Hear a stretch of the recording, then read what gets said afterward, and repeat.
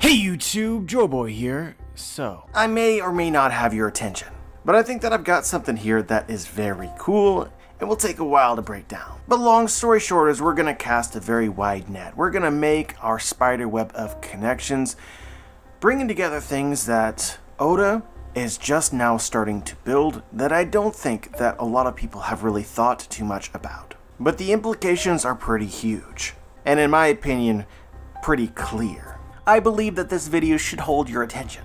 In fact, I think that a lot of people are going to find this very spoilery. That is not to say that it is a spoiler, because it could be totally wrong, but it may feel spoilery. I suppose that is my only warning. But yeah, we're going to be talking about a lot of things today, but the glue that kind of holds it all together is the Revolutionary Army. Why they're here, what they will do, and make an argument for Sabo's defining moment in One Piece, which may be the last moment of drama in the entire story. Hypothetically, possibly. So hopefully you guys are intrigued, and as you revel in this feeling, click the like button, subscribe, right? Cool? Let's go. So we all know that the world government is going down. That's really not in question. It's just more so of like how it happens. Now obviously everyone points their finger at Luffy like that's the guy that's gonna do it, and rightfully so, but I think that you should be pointing your finger just as hard at the Revolutionary Army. They've been collecting world government receipts. This was the whole point of the Revolutionary Army and Sabo being in Dressrosa. They have been observing what the world government has been doing, and at some point they are going to reveal this. This includes the most recent reveal of Sabo meeting Imu. I personally believe that the Revolutionary Army knows enough and can deduce enough that they can destroy the government without directly fighting them, if the information managed to reach the entire world. Honestly, it's not too far-fetched to me for the Revolutionary Army to act now, because they just learned about Imu. This could be the time. And Sabo also knows that the kingdom of Lucia was erased. You could argue that the threat of this weapon, which the Revolutionary Army seems to know very little about, almost requires them to escalate their plans. Being patient is no longer an option when your allies solely are capable of disappearing. But I suppose the purpose of everything that I'm saying here is that I expect the Revolutionary Army to grow as we get closer to the end of the story. They are going to get bigger. But I think that there is going to be a little bit of process to this. We saw a very similar story arc in Skypiea. If you guys recall, Enel was treated like a god in the very same way as the Celestial Dragons in Imu. Enel also had the ability, using his Devil Fruit, to hear everything that was being said on the island always, such that the people were afraid to speak ill about him ever, because doing so in almost every instance meant death. So you can equate Enel's powers to the powers that the weapon that Imu recently used. I could definitely see this becoming a twist in the story where the Revolutionary Army or Morgans or somebody expects that when they reveal that Imu has a weapon and has wiped an island off the face of the planet, that the world is going to rebel, but I don't think that's going to be the initial reaction. I think at first the world is so scared that it's going to be them, so they do nothing but live in fear. There comes a point in Skypiea where Conus disavows God Enel, and she isn't smited, and the people are so confused as to why that is, and this is what she says. It's because there's no sense in ending a measly life like mine at this point. I've been told that all of Skypiea will be destroyed. So like translated to world government in Imu terms, Skypiea is the whole world, right? So there will come a point in time where no individual island is going to get destroyed because Imu plans on resetting history altogether. He's going to cleanse the world, which could mean destroying it. So the way that I see it is that when information about the government is revealed and Imu begins to play more obviously the role of a bad guy, some may join the Revolutionary Army. But especially as we get to the end, the entire world is probably going to be rooting for them. And I think this because the Revolutionary Army will be seen as right all along. They have been and they are fighting against the world nobles for the people. Representing the people is important. We'll come back to it at the end of the video.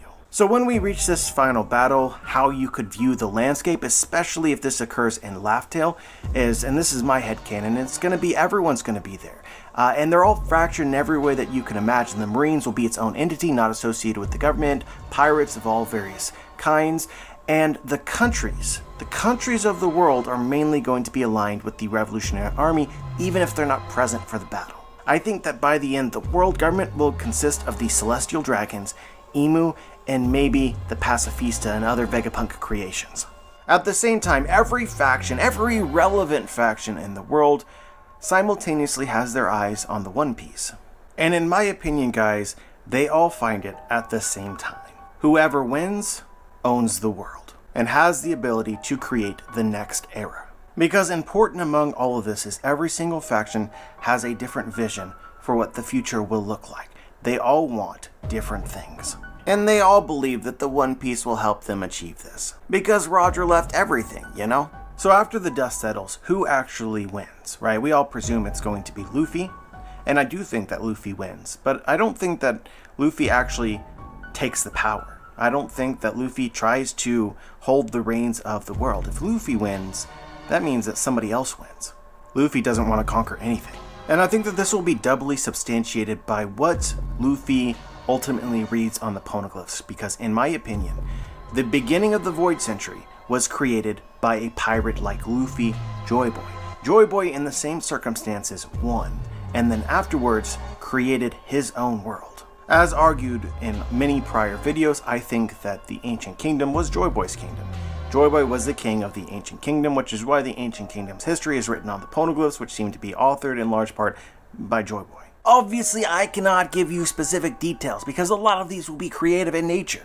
However, I think generally, large scope know that Joy Boy's kingdom is flawed. It doesn't end well, and it's not sustainable. So Luffy wins, and he gets to decide, essentially, who owns the world.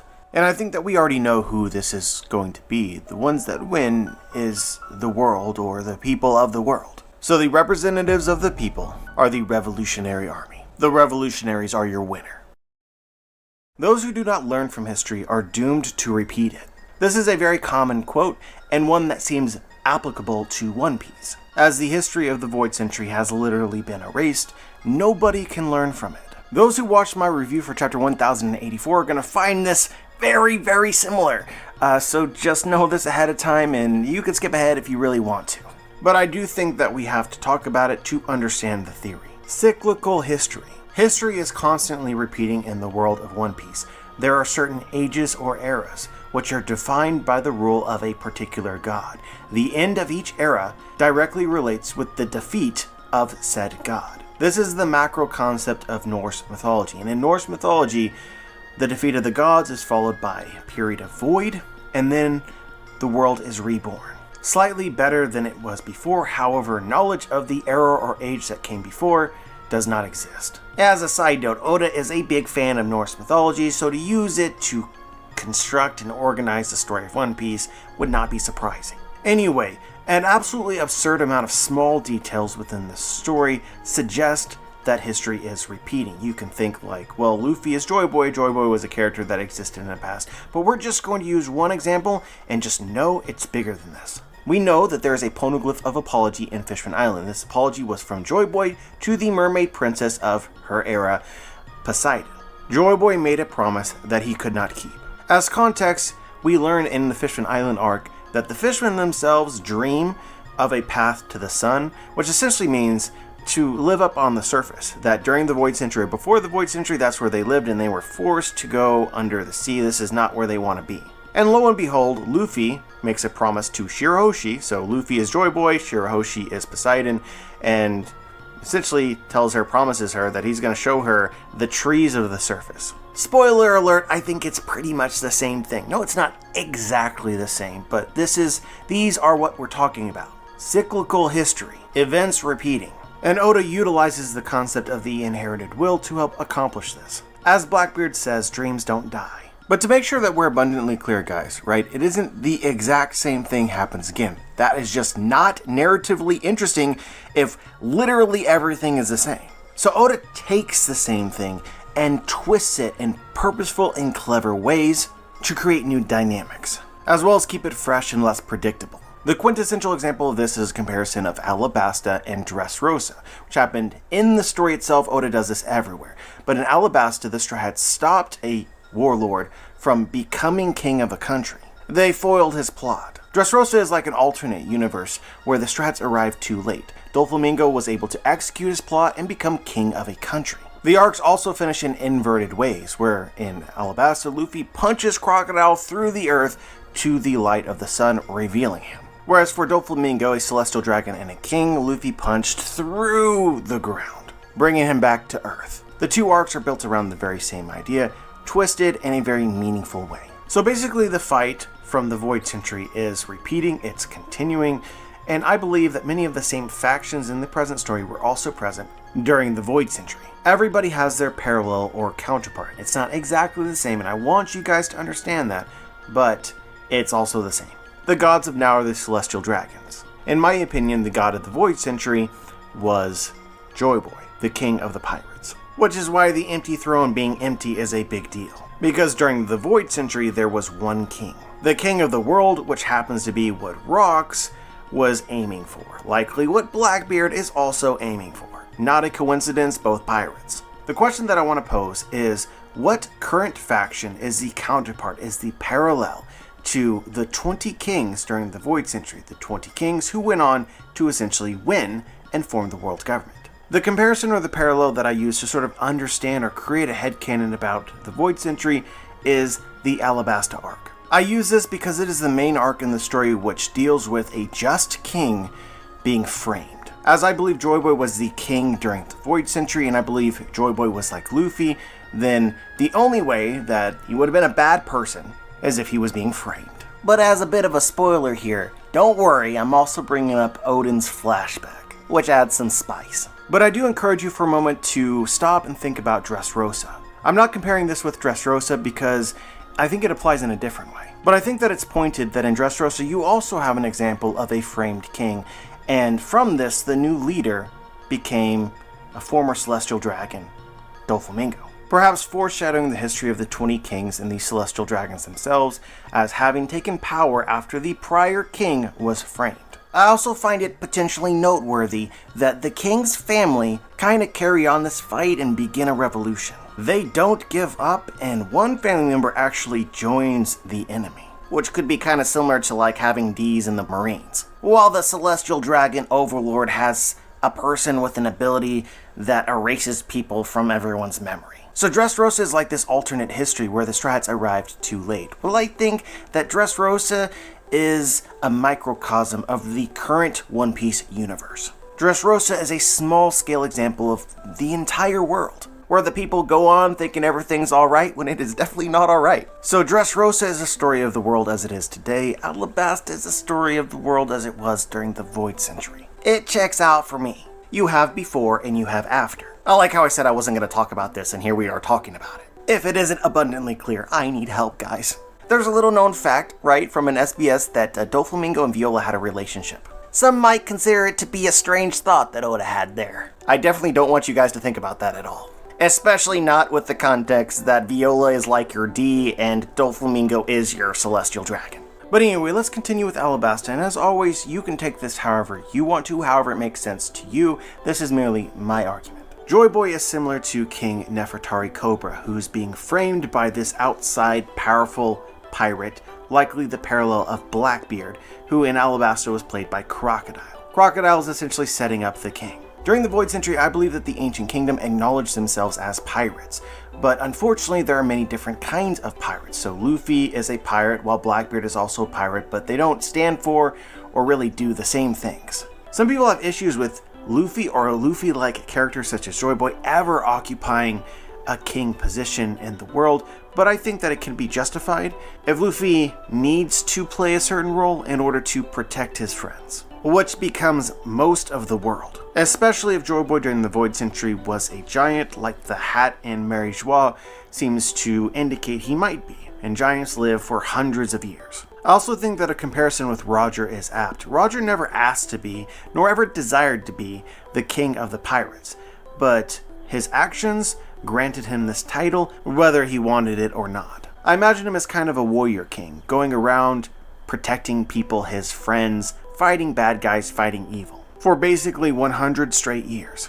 And during this time, the world had never been freer, both in the positive sense and in the negative sense. Positively, the world was connected. There was communication between islands which specialized in various kinds of technology that had never happened before, and from this bore scientific fruit.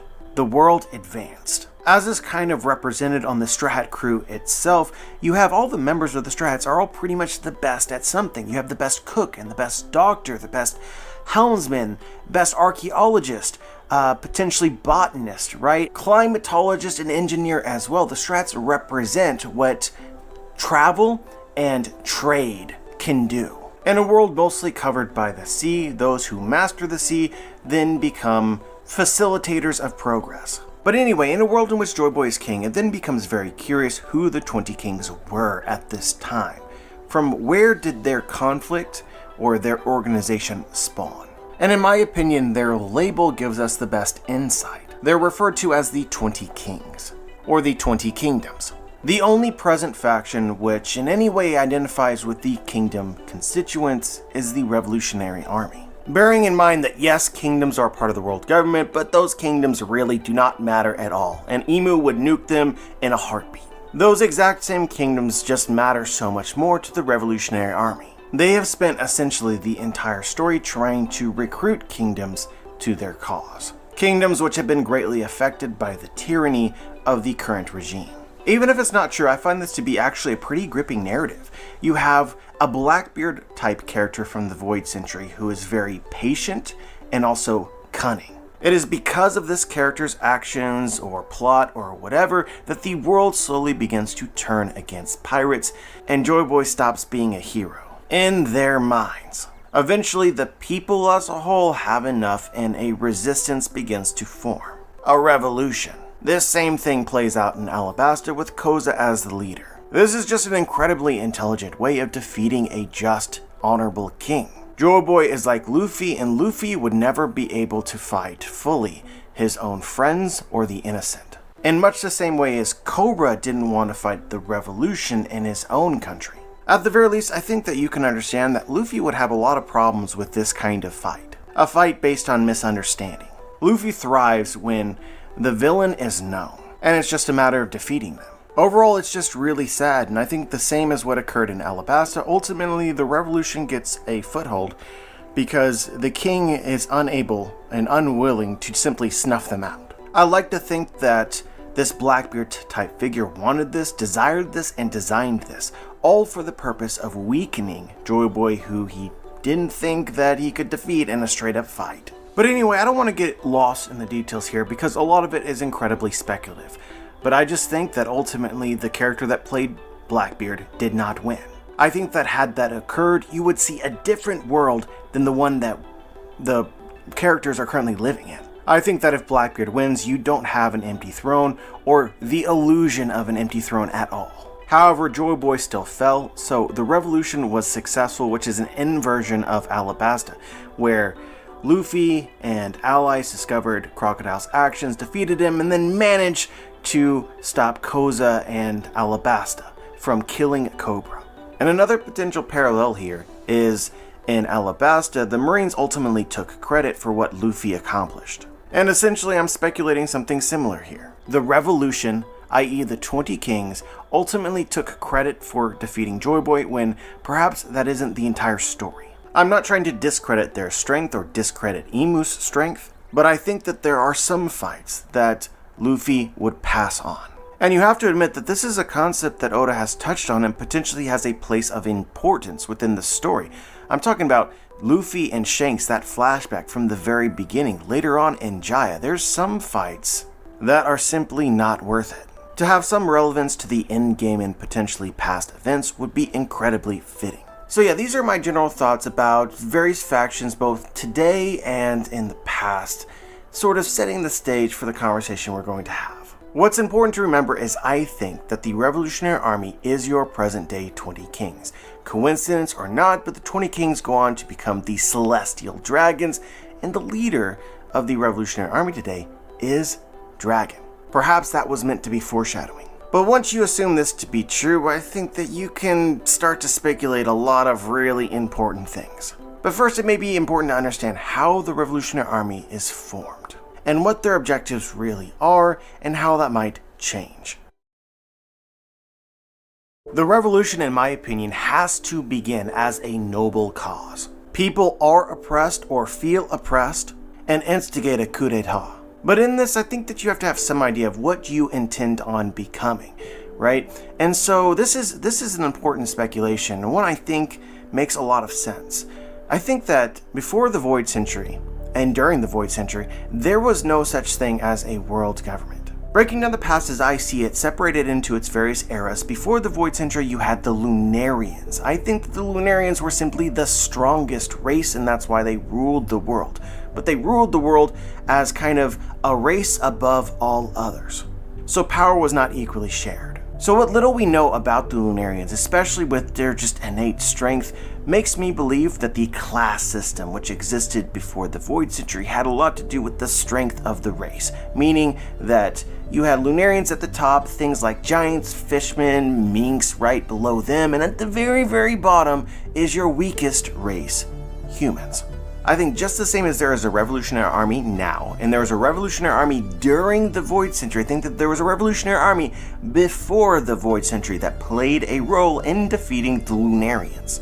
But the goal of this revolutionary army wasn't to create the world government. They simply wanted all of the races to be treated equally. And in order to accomplish this, I believed that the world needed someone to protect the weaker races. Enter Joy Boy, who becomes, whether by choice or not, the king of the world. Actually, my specific speculation here is that the conflict of the world before the Void Century actually instigated the creation of what eventually becomes the Marines. Just the same as I'm speculating that the world government did not exist before or during the Void Century, Marines didn't really exist until the Void Century. Marines meaning here their general purpose, their role within the world, what they're tasked with doing. At least ideally, it's the protection of the weak and the innocent. I like this speculation because you have these same concepts, but yet you twist them in meaningful ways. During the Void Century, the main concept that we seem to be playing with is the idea of one king. The time when the throne was not empty, whether in reality or in perception. It's like an ideological battle between a republic and an empire. So the goal of the revolution during the Void Century was to distribute power among all of the kingdoms. The Revolutionary Army's dream, in essence, was to create the world government. And they actually did that. So while the events are overall repeating and the factions are relatively the same, you still get a sense of progress, of moving forward. The people are learning from the past in order to try and devise a better future. This leads into the present timeline where the world government is already created.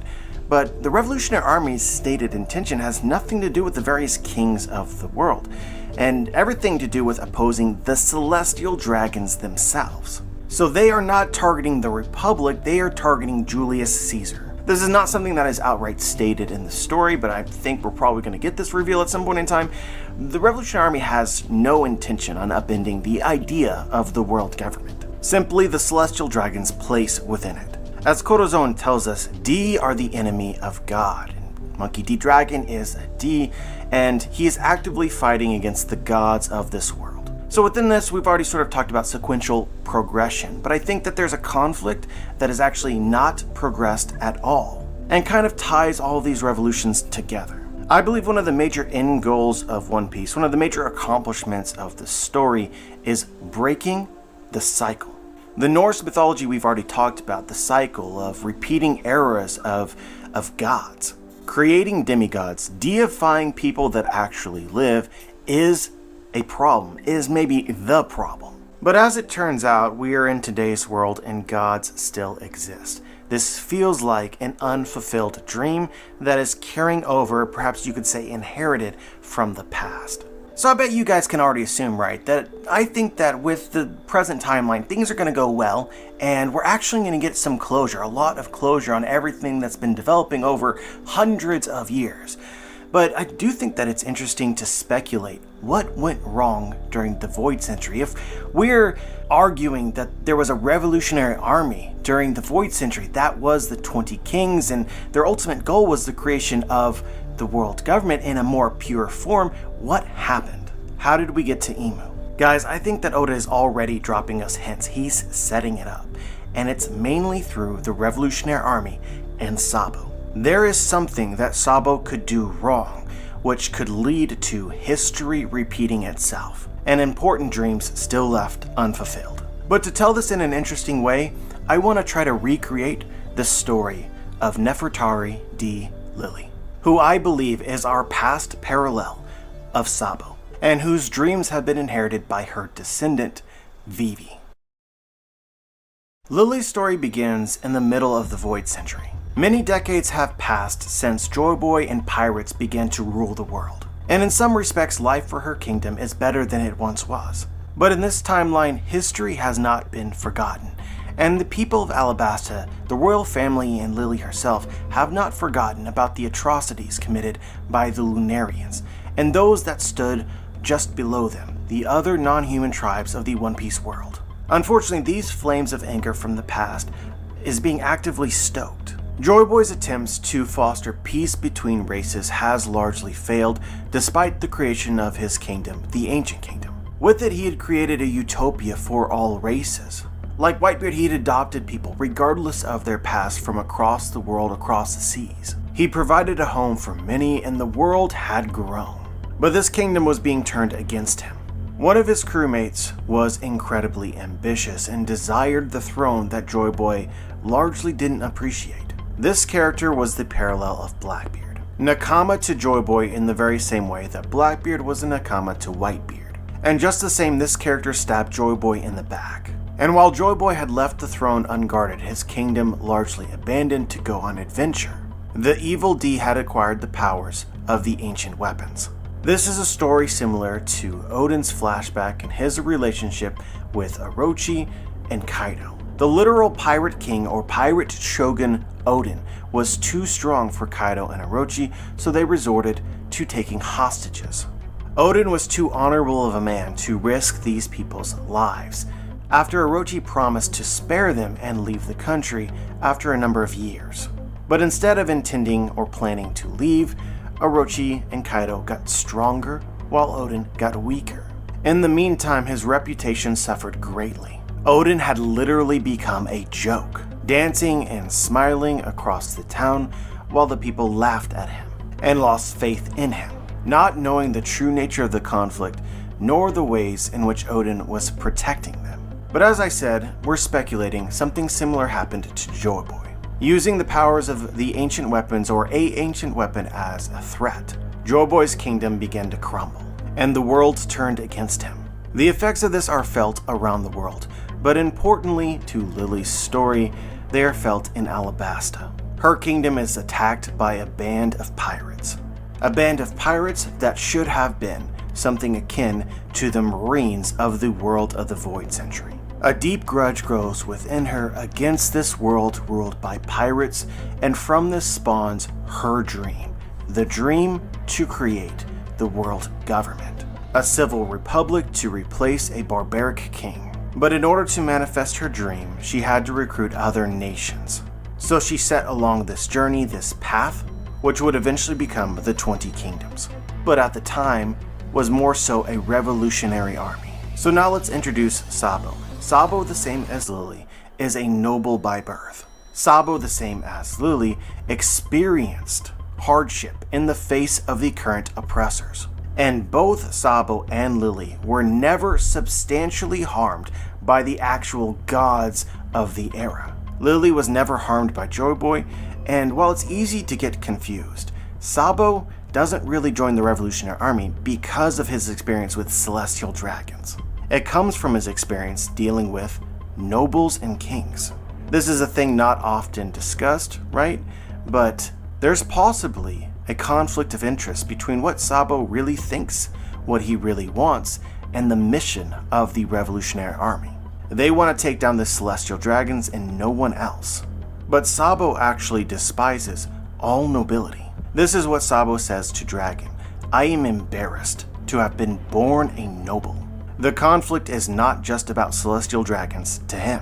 This is possibly alluded to in the recent chapters of One Piece, where Sabo returns to Lolosia and finds that the kingdom has rebelled against its king, in large part because of their belief that Sabo had killed a king cobra.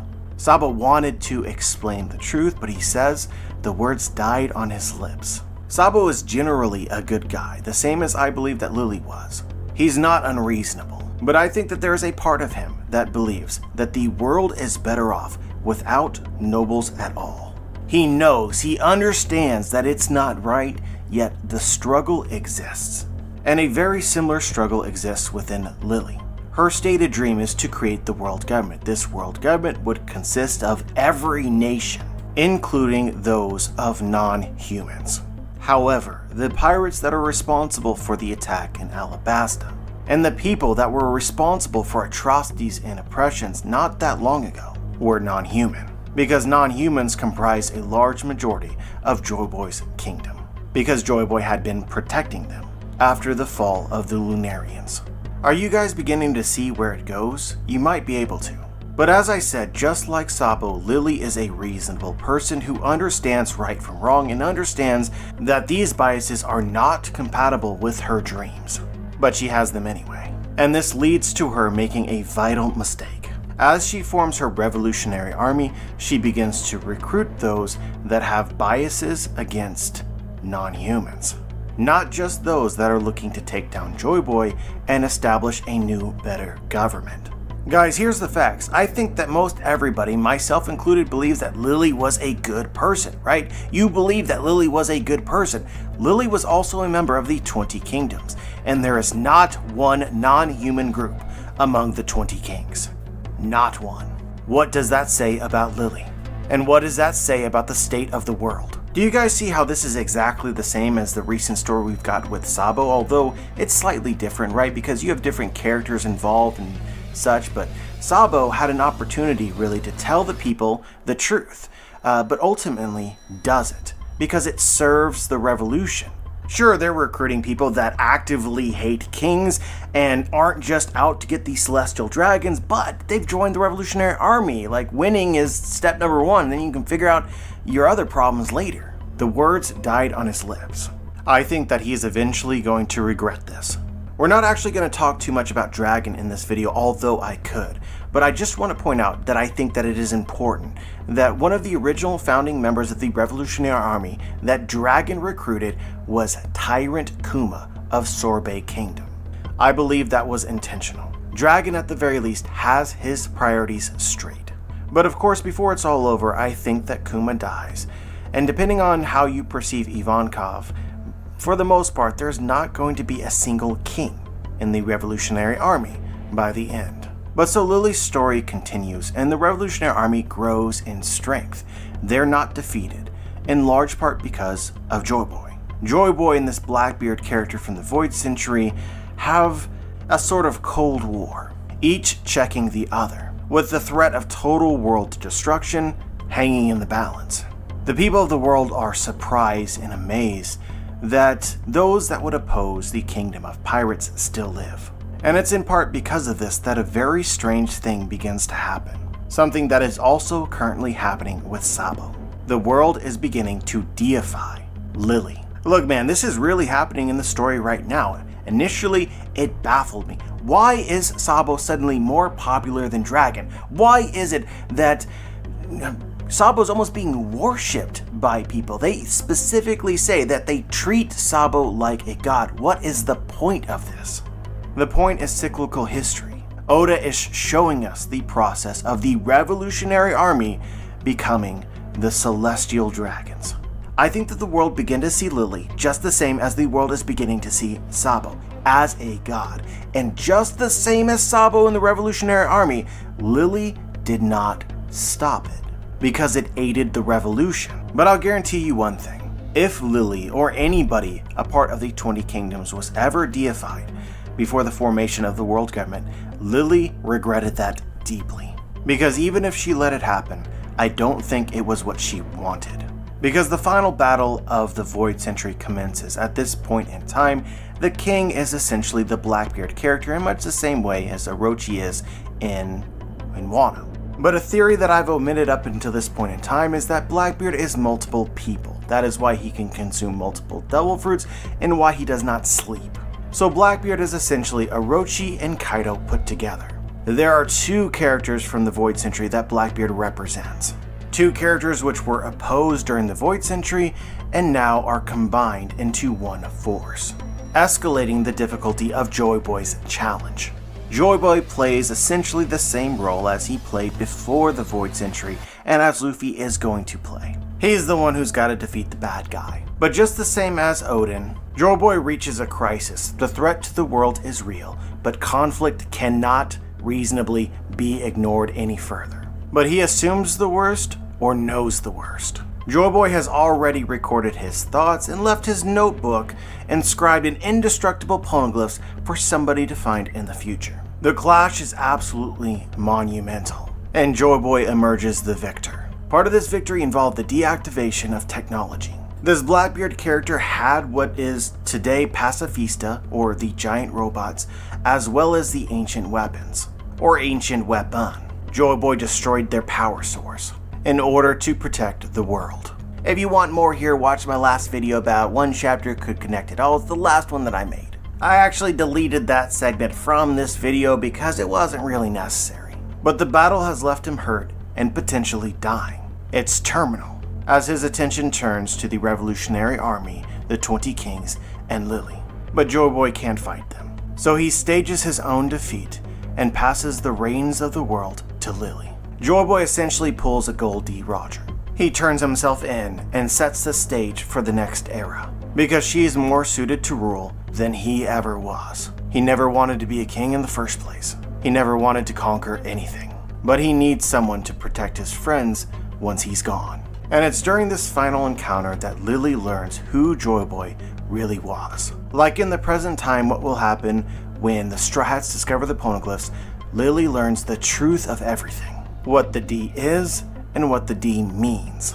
Joy Boy tells her about the poneglyphs, that they must be protected, because what is happening now will happen again, and only knowledge can stop history from repeating. The battle ends and Lily is not sure what to think, but it appears as if she won and can fulfill her dreams. She can create her world government. The people of the world are rejoicing, they're celebrating. Lily is a hero, and she is a god. She did the impossible and saved the world. But in an act of painful and dramatic fate, on the precipice of achieving everything that she had ever wanted, her allies became her enemies. They never had any intentions of treating non-humans like equals, and they enjoyed being gods.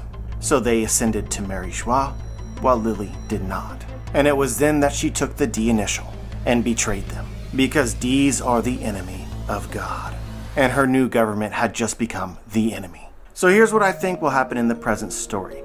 I think that Dragon dies in this final conflict. I almost think that he has to die, because the power needs to rest in Sabo's hands, because Sabo will likely make the same decisions and has made or could make the same mistakes as Lily did. As Lily might have a bias towards non-humans, Sabo might have a bias towards kings or nobility in general. Essentially, the idea is that what they are fighting against has become ambiguous, and certain things are being conflated.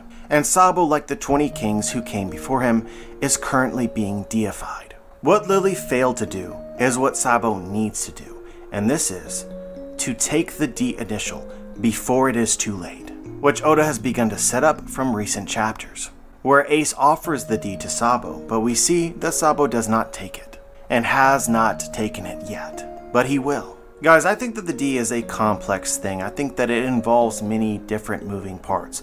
But central among these, important among these, highlighted among this, is the One Piece. The world together. Not fractured, but whole. The future that everyone is striving for, the paradise, can only be achieved with the help of everyone. By the conclusion of this battle, I believe that every faction will have a reason to continue to be divided. The Fishmen will continue to hold a grudge against humans for likely what will happen to Shirahoshi as well as their island. Not to mention the atrocious past. The people of the world will have very little faith in nobility. They'll have very little faith in the world government or the Marines. The progress of the last 1,000 years may be lost, because all of the good has been obscured by the bad. But I think that the world needs the Marines. They need heroes who protect the weak and the innocent. For the next era, Kobe is necessary, and the world will need skilled leaders, nobility as well. The world needs Vivi. However, when the Revolutionary Army wins, the world will see it as a victory over all kings. The world government will be destroyed and Vivi will be persecuted. Lily's dream dies once again. As we said sometime earlier, the Revolutionary Army represents the people of the world. Sabo is their champion. And I think that Sabo has the power to make it right. And I think that I know what he has to do. One Piece is all about bringing people together, to let go of biases. I think Sabo needs to embrace his own family. Because although they've made mistakes and are generally terrible people, they are not responsible for the state of the world, they are a product of it. To move forward, you have to let go of the grudges of the past. But yeah, guys, I want to go ahead and end the video here. Obviously, there's a lot more that could potentially be said. There's connections everywhere, man. But this is good. I know that a lot of people are going to be wondering, like, we've done all these parallels of characters. Who's the parallel of Emu? Well, stay tuned for my next video because we're going to do that. And my answer for this is going to totally shock you, potentially blow your mind as well. So, yeah, that's coming up next. But I do want to give a little bit of closure to this video. Like, we said a lot of things just now, but what was this video about? And the idea of it, really simplified as much as I possibly can, is that Oda foreshadows everywhere. And when it comes to the endgame of the story of the endgame of One Piece, I think that there's going to be clues from basically every arc. Like, a little part of each arc is going to go into the end. Both from what I said and the images on the screen in this video, we've talked about the East Blue Saga, we've talked about Alabasta, we've talked about Dressrosa, we talked about Skypiea, right? Wano, aspects of Fishman Island and Arlong Park. All of it is incredibly relevant. This story of One Piece is like this stepwise process of taking pieces of it and putting it together at the end. And we'll be able to go back later, reread it, rewatch it, and be like, yo, Oda knew from the start what he wanted to do. And I think it's going to cement One Piece as the greatest story of our generation. But with this in mind, the specific connection of the Revolutionary Army to the 20 Kings, or the founders of the world government, is pretty much game-changing. The connection of gods in each era and speculation about who these gods were and the world that they created is game-changing. I think that with these observations, your thoughts can start to become a little bit more specific. But the reason why this video was made, and really the end goal that I had in mind in creating it, bearing in mind that it is speculation, and so many things could be wrong within it, leading to something that is totally devoid of any truth whatsoever. But the specific thing is the portrayal of Sabo recently. It's a very confusing thing that I think Oda put in the story for a reason, and understanding that reason, I'm not too sure that many people have tried. I think that you could reasonably find the idea of Sabo needing to embrace or love his real family as feeling off. Like, I can understand that feeling. But at the same time, throughout the story, this is kind of what Oda has done. Even when it's just totally off the wall, I thought I would hate the Celestial Dragons forever when they were first introduced, right? Little did I know that Mosgard would become what he did. It seems to be important to the story and to Oda to redeem who he needs to, so that at the end of the story, everyone can coexist happily. And with redemption, you need forgiveness. And I really don't think that anybody has ever considered that Sabo would need to, or would have to forgive. And as a story, I find it powerful. With new leadership and new circumstances following the conclusion of this story, how do these people change? How do they learn and grow? And who's in a position to help teach them?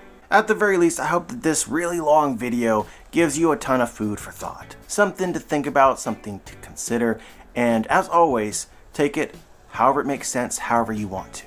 Because we'll know the truth very, very soon. But as always, I hope the video was enjoyable, I hope it was entertaining, and if you have any thoughts, leave them in the comment section below.